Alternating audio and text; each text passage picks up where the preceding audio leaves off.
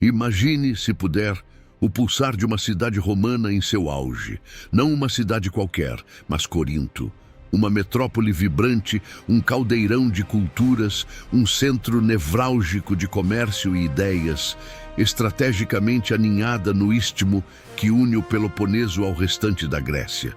Seus dois portos, um voltado para o leste e outro para o oeste, não recebiam apenas mercadorias de todo o império, mas também uma torrente incessante de pessoas. Marinheiros, mercadores, filósofos, atletas e aventureiros. Era uma cidade de imensa riqueza e oportunidades, mas também de uma liberdade que muitas vezes se desdobrava em licenciosidade, a ponto de o termo corintianizar se tornar sinônimo de uma vida moralmente dissoluta. Foi nesse cenário cosmopolita e complexo que um homem, um fabricante de tendas de Tarso chamado Paulo, chegou por volta do ano 50 d.C. Ele não trazia consigo as sedas do Oriente, nem as filosofias da moda de Atenas. Ele carregava uma mensagem, uma notícia que ele acreditava ser a mais importante de todas: a história de um Messias crucificado e ressurreto. Por 1 ano e meio, Paulo trabalhou, debateu nas sinagogas e, por fim, semeou as sementes de uma comunidade cristã no coração daquela cidade pagã. Uma igreja nasceu, composta por uma mistura eclética de judeus e gentios, ricos e pobres, pessoas que refletiam a própria diversidade de Corinto. Alguns anos se passaram. Paulo, continuando suas viagens missionárias, encontrava-se em Éfeso quando notícias de Corinto chegaram até ele. As notícias não eram inteiramente boas. A jovem igreja, deixada para florescer naquele solo fértil, mas desafiador, enfrentava sérios problemas. A semente do evangelho estava em risco, não por uma perseguição externa, mas por uma crise interna. A comunidade estava se fragmentando, com facções se formando em torno de diferentes líderes. A liberdade que encontravam em sua nova fé estava sendo perigosamente mal interpretada, levando a escândalos morais que chocariam até mesmo seus vizinhos pagãos. Havia arrogância, disputas levadas a tribunais seculares e sérias dúvidas sobre questões fundamentais da fé, desde o casamento e a idolatria até a própria ressurreição. É nesse ponto, movido por um amor pastoral profundo e uma preocupação urgente, que Paulo pega sua pena. A primeira epístola aos Coríntios não é um tratado teológico abstrato. É uma carta vibrante, apaixonada e intensamente prática, escrita das trincheiras do ministério. É o apelo de um pai fundador a uma comunidade que ele ama, mas que vê perigosamente à deriva. Ao ler suas palavras, somos transportados para o centro daquela igreja vibrante e problemática. Ouvimos os ecos de suas discussões, sentimos a tensão de suas divisões e testemunhamos a tentativa de Paulo de, com sabedoria e autoridade apostólica, chamar seus filhos espirituais de volta ao cerne de sua fé, a simplicidade e o poder transformador da cruz de Cristo. O único fundamento verdadeiro em meio ao caos de uma cidade e de um mundo em constante mudança. Feche os olhos por um instante e tente ouvir. Não é um silêncio, é o pulsar incessante de Corinto. É o som das sandálias de couro batendo apressadamente nas lajes de mármore do Le Chaillon, a grande avenida que ligava o porto ao centro da cidade. É o clamor de 1000 vozes, mercadores gritando em grego, latim, aramaico e egípcio, vendendo sedas do Oriente, azeite da Grécia, trigo do Egito e vinho da Itália. O cheiro é uma mistura inebriante. O salmarinho dos dois portos, o aroma de especiarias exóticas, odores de animais de carga e, pairando sobretudo, o fumo adocicado do incenso queimando nos templos pagãos que pontilhavam a paisagem urbana. Essa era Corinto. Mais do que uma cidade, era um conceito, estrategicamente plantada no estreito istmo que unia a Grécia continental ao Peloponeso. Ela era a ponte literal entre o leste e o oeste do império. Navios evitavam a perigosa volta ao sul, sendo arrastados por terra em uma via pavimentada, o Diolkos. Esse atalho fez de Corinto um centro financeiro de poder inimaginável. Era a Nova York, a Dubai, a Xangai do mundo antigo. E com essa riqueza vinha uma cultura obcecada por status. A cada 2 anos, multidões lotavam a cidade para os Jogos Istmicos, um espetáculo de atletismo e competição rivalizado apenas pelas Olimpíadas. Ser coríntio era ser cosmopolita, ser rico, ser bem-sucedido. Mas havia um lado sombrio nessa prosperidade. No topo da montanha que vigiava a cidade, o Acrocorinto, erguia-se o infame templo de Afrodite.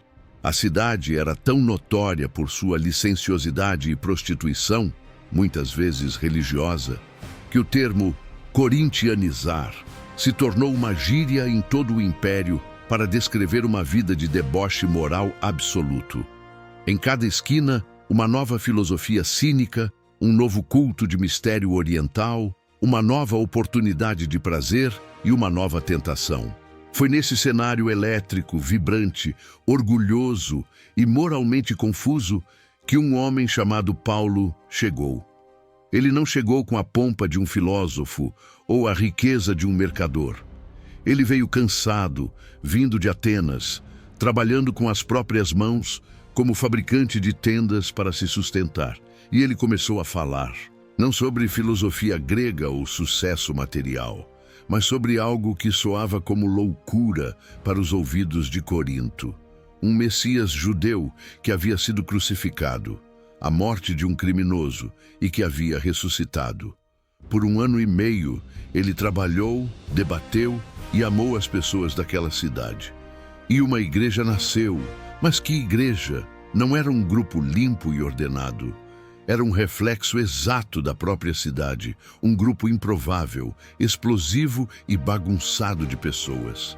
Havia Erasto, o tesoureiro da cidade, um político de alto escalão, e havia escravos cujos nomes nem a história registrou. Havia judeus devotos e ex-pagãos que passaram a vida inteira em rituais de mistério. Pessoas de energia vulcânica, paixão crua e problemas. Muitos problemas, porque eles trouxeram para dentro da igreja toda a bagagem cultural de Corinto. O orgulho, a competição, a divisão por status e a confusão moral. Anos se passam. Paulo está agora em Éfeso, do outro lado do mar Egeu, mergulhado em outra batalha missionária. É então que as notícias chegam, trazidas por gente da casa de Chloe. Não são rumores vagos, é um relatório detalhado. E as notícias são como um soco no estômago, um balde de água fria em seu coração de pai espiritual. A comunidade que ele tanto amava, sua prova viva de que o evangelho podia criar raízes no solo mais difícil, estava se partindo em pedaços. O vírus da divisão, tão típico da cultura grega que adorava competições de retórica, havia infectado a igreja. Eles estavam agindo como fãs de gladiadores, escolhendo seus campeões favoritos. Um grupo, talvez os membros mais antigos, dizia com lealdade: "Eu sou de Paulo, ele é o nosso fundador, o pai da igreja." Outro grupo, provavelmente os mais intelectuais, impressionados com a eloquência e o conhecimento filosófico, declarava com o peito estufado: "Ah, mas eu sigo Apolo. Ele sim sabe falar. Ele é o mestre da retórica." Um terceiro grupo, talvez de origem judaica e buscando uma autoridade mais original, afirmava: "Nós somos de Pedro, a rocha, o apóstolo de Jerusalém." E como se não bastasse, havia o grupo mais perigoso de todos, os superespirituais, que numa falsa superioridade diziam: "Eu não preciso de nenhum desses. Eu sigo diretamente a Cristo." Parecia piedoso, mas era apenas outra facção, a mais arrogante de todas. A primeira e mais perigosa rachadura havia aparecido. Eles haviam trocado a unidade da cruz pela competição do ego. O partidarismo estava transformando a família de Deus em um clube de fãs, e Paulo sabia que se essa fundação rachada não fosse consertada, todo o edifício desmoronaria. E aqui eu te pergunto, você já viu esse tipo de divisão acontecer em alguma comunidade ou grupo que você faz parte, onde as pessoas se apegam mais a um líder ou a um estilo do que a mensagem principal? Conta para mim aqui nos comentários como você enxerga isso hoje. Mas os problemas não paravam por aí. Se as divisões eram como fissuras na fundação, o que Paulo ouve a seguir é como um terremoto que ameaça derrubar a casa inteira. Ele recebe um relatório que o deixa chocado, enojado e, francamente, horrorizado. Um escândalo de imoralidade sexual estava acontecendo, não nas vielas escuras de Corinto, mas no meio da igreja. Um homem estava vivendo publicamente com a esposa de seu próprio pai. Vamos entender o peso disso. Corinto era uma cidade licenciosa, mas até mesmo para os padrões romanos, o incesto era um tabu, uma depravação chocante. E o pior, o que realmente faz Paulo perder o sono não é apenas o pecado em si, mas a reação da igreja. Em vez de estarem de luto, envergonhados e prontos para agir, eles estavam inchados, orgulhosos. Talvez, em sua teologia distorcida, eles vissem essa aceitação como o auge de sua liberdade cristã e mente aberta. Eles se sentiam tão espiritualmente elevados que achavam estar acima de meras regras morais terrenas. A bússola moral da igreja não estava apenas quebrada, estava girando descontroladamente e eles aplaudiam. Como se não bastasse, essa mentalidade de conflito e arrogância transbordou para a vida pública. Aquele espírito competitivo dos jogos istmicos havia tomado conta. Irmãos em Cristo, em vez de resolverem suas disputas e queixas internamente com a sabedoria e o amor que deveriam marcar a nova comunidade, estavam fazendo algo impensável. Eles estavam arrastando uns aos outros para os tribunais seculares. Imagine a cena. 2 cristãos, no Fórum Romano, perante um magistrado pagão que provavelmente já via essa nova seita com desconfiança, discutindo publicamente sobre dinheiro, propriedades ou ofensas pessoais. Estavam expondo as feridas da família, o lixo de casa, diante de um mundo que eles deveriam estar evangelizando.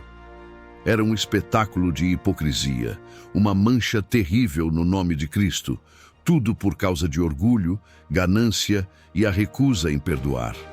Paulo fica indignado, chegando a dizer que seria melhor para eles sofrer a injustiça do que envergonhar o evangelho daquela maneira. E então, como se a casa já não estivesse pegando fogo, chegam as perguntas. Uma delegação da própria igreja, talvez um pouco mais consciente dos problemas, traz a Paulo uma lista de dúvidas que revelam a profundidade da confusão deles. A cultura de Corinto estava em guerra direta com a nova fé, e eles estavam presos no meio do fogo cruzado. Paulo, eles perguntam, é melhor não se casar?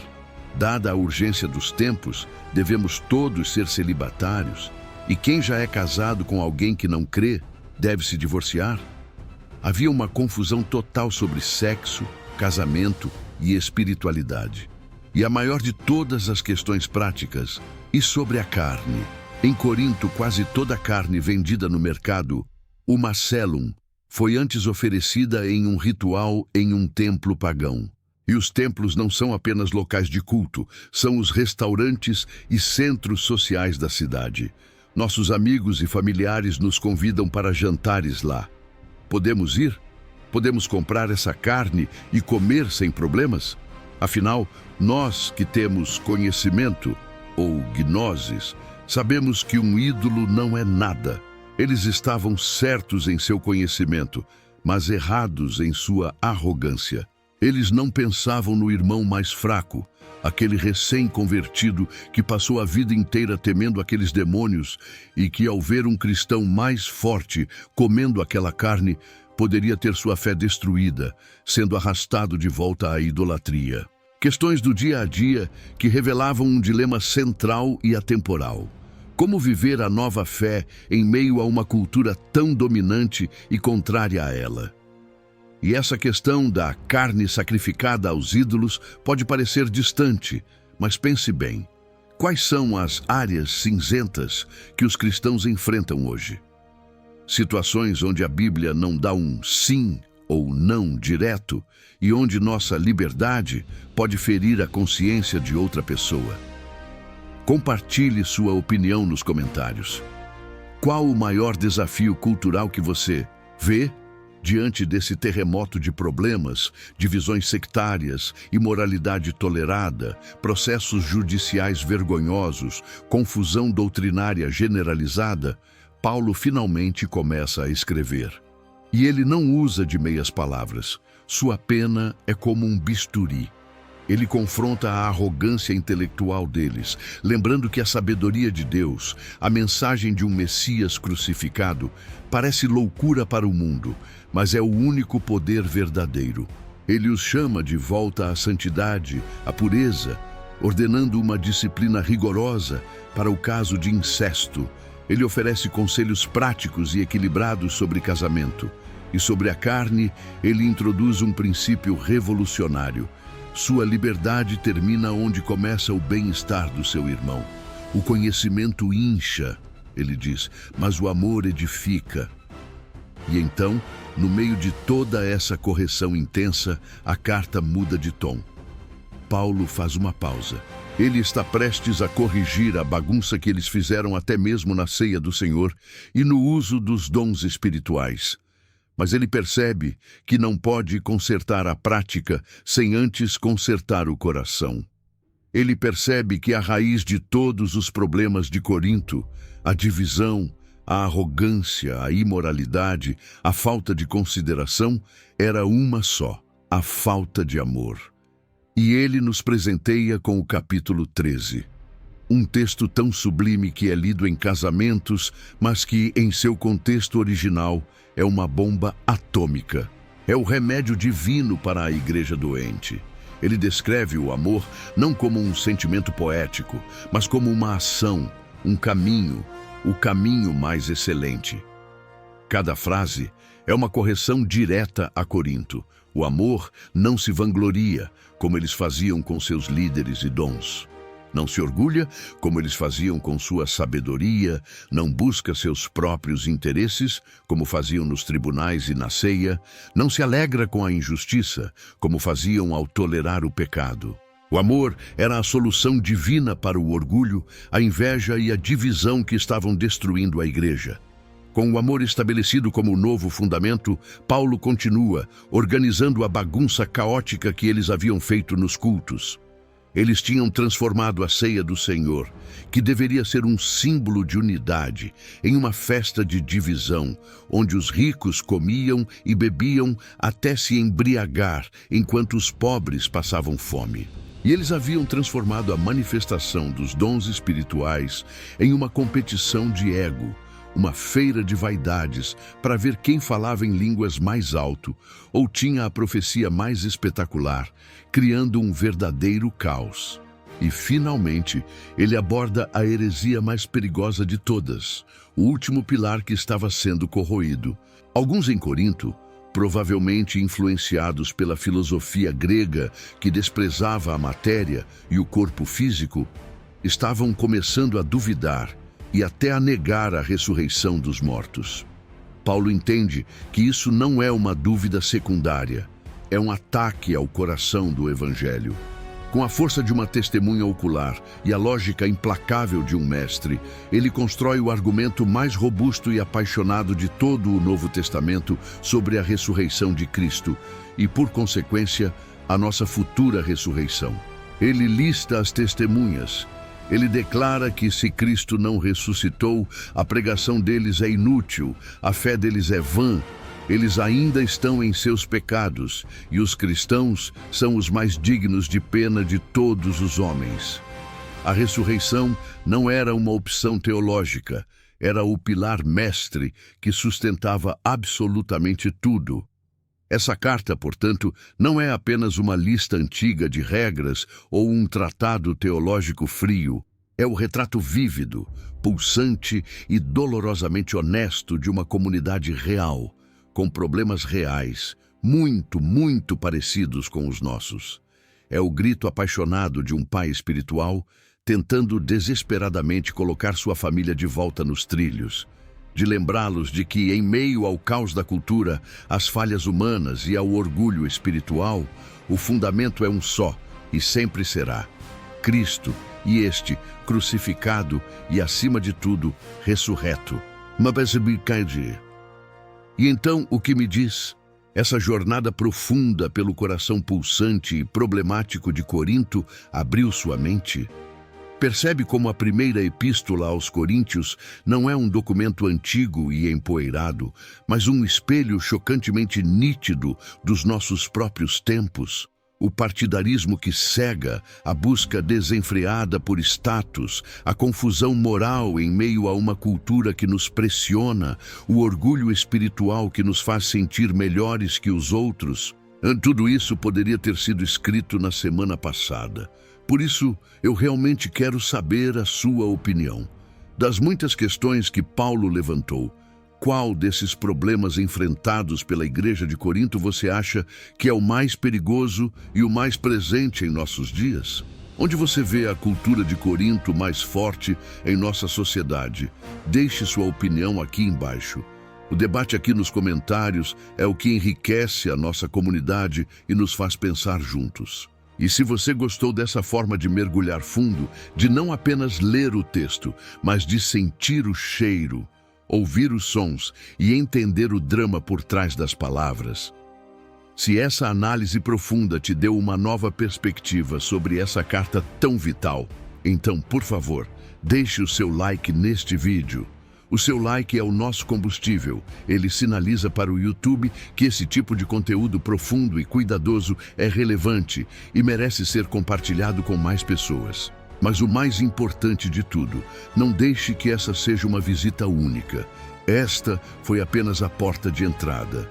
A nossa jornada para desvendar as riquezas da Palavra de Deus está apenas começando. Temos muito mais para explorar, muitas outras camadas de história, teologia e aplicação prática para descascar juntos. Se você não quer perder absolutamente nada, se quer fazer parte desta comunidade de aprendizado, clique agora mesmo no botão de inscrever-se. É rápido, é de graça e garante que você não ficará de fora. E claro, depois de se inscrever, ative o sininho em todas as notificações. Só assim você será o primeiro a saber quando uma nova expedição como esta estiver pronta para começar. Temos uma longa e fascinante jornada pela frente. Você vem com a gente? Vamos juntos!